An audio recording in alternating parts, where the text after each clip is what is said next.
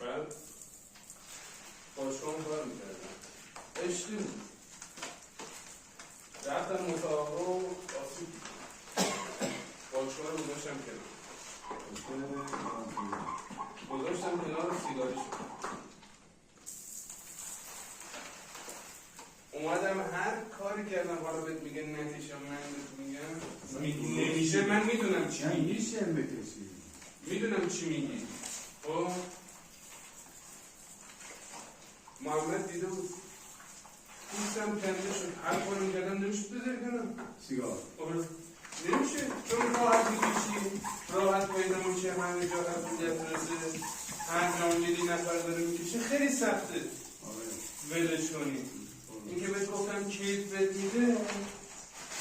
شاید یه دونه اول صبح بکشی یا بعد از یه کاری انجام میدی میکشی بهت کیف میده اما این بسته‌شو شما الان بشین اینجا بکش هیچ لذتی بهت نمیده نه یاد کشیدم که اصلا بیاد یاره 1400 من کربلا همونجا که ندیستم تو مسافرت هرچی نکشه و ما اذیت هم میشدیم هم جامعه آره بابا ما الان سرکار یه سری هم بابا سلام میگیم دیگه موقعی که میخواد اصلا سرونه میخواد زیاد کنیم هم سیارشیم باید بیام از درم 20 متری بردم چرا یه سری خیلی اذیت میشن اصلا خوب هم اذیت میشن سیگار میگیری پولت میره جونت میره باید با تکان نردن و قضاوت هم بیرد چند سال سیگار میگیری؟ من از سربازی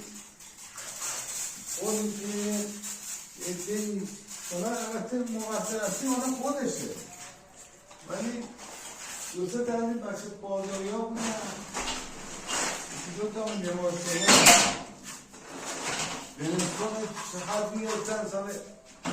65 این سیگارایی که الان هست با اون سیگارا یکیه؟ نه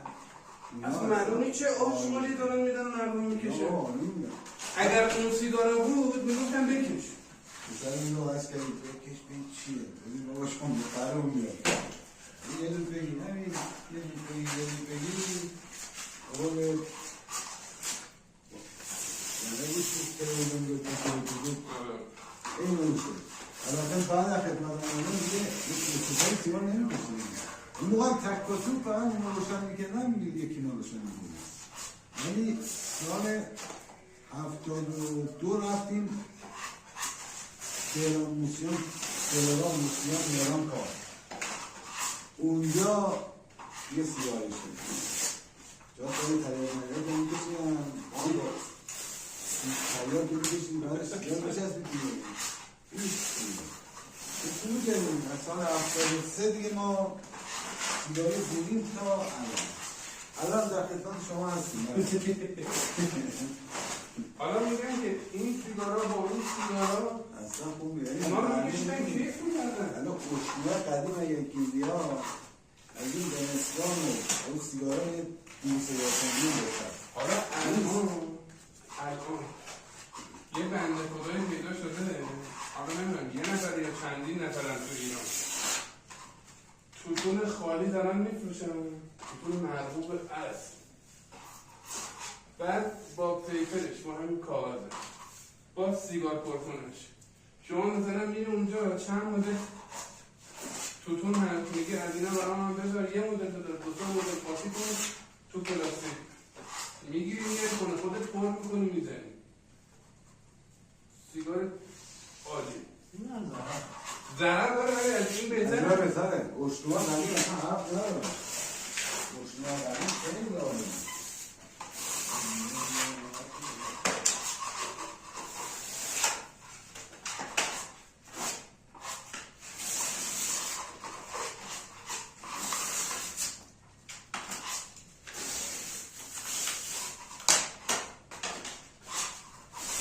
یه سری مونه تو فاز سیگاره باشی 10 دقیقه نشستی صحبت کنی هم یه سره تو موقع که باشو ما الان هم هر جایی باید بکشی خب بخوام شما توی جنگ کردی آره تو جمع اصلا نمیشه میگم خود پولت میره ما بچه بودیم قدیمی ها تو جاسیگاری میوردن دستا بیان همونجا میتونم تو جمع میکشیدم آره تو مجلس ها راحت سیگار میکشیدن الان بخوای سیگار در بیاری مردم همه صداتون در بیاری بخبر بابا اینجا ولی اینه که الان هنوزم همون بین مردم میکنم یه بکنم نفر میلی قدیم دارم بابا تو یه وقت هم اتوبوس رفتیم دو سه تا تو تهران یه جوانی جلو نشسته بود سیگار روشن بود یا پوش پیشید همه سیگار کنه بعد گفت چه خبرتونه